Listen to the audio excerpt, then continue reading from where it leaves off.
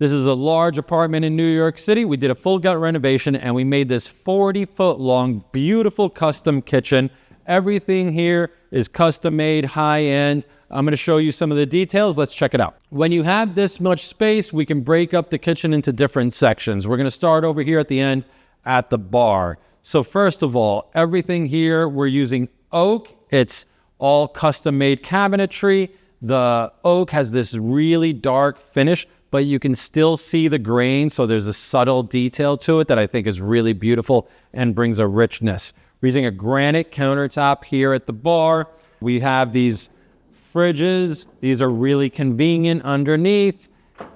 The cabinets all custom made, high quality. These are soft close. That should be pretty standard in the kitchen these days. Now we come to some of the appliances. A wine fridge, wall ovens. Wall ovens for me are becoming really standard. Not everybody is using that. You can have a range. I hate really bending over at the kitchen to get to the oven. If you have your wall ovens like these, it's very easy access. You don't have to bend over. It's so much convenient, and you can have a bunch of different options here. We have oven, warming drawer below, microwave, a steam oven, all in one place. Super neat. Super convenient.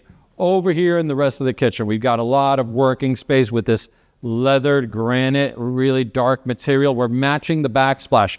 The backsplash is large slabs.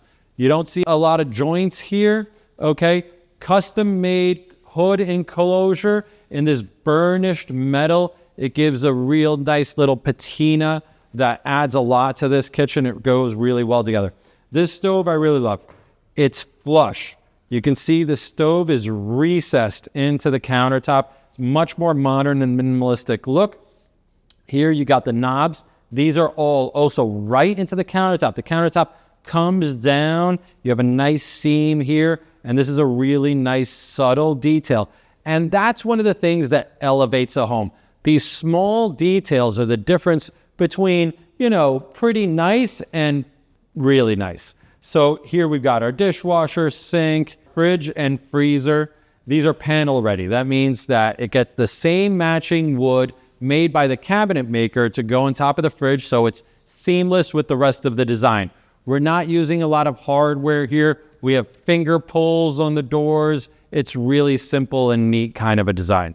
Now let's talk about the kitchen island. This is a really unique and special island. It's, first of all, almost 40 feet long. Because it's so big, we broke it up into 3 sections. So first you have this serving area. This is made out of a beautiful marble.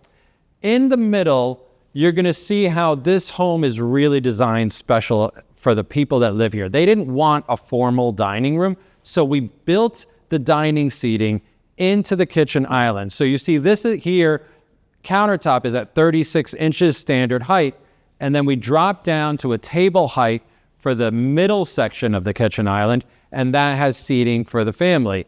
At the end, we come up to bar height, and we have a bar for more informal seating, having coffee, breakfast, with some stools. And this is a really good example of how everything in a luxury home is custom, not only custom made with really high craftsmanship and quality, but also custom designed, where it's tailor-made for how the family that's going to live here lives and all their needs and what they want.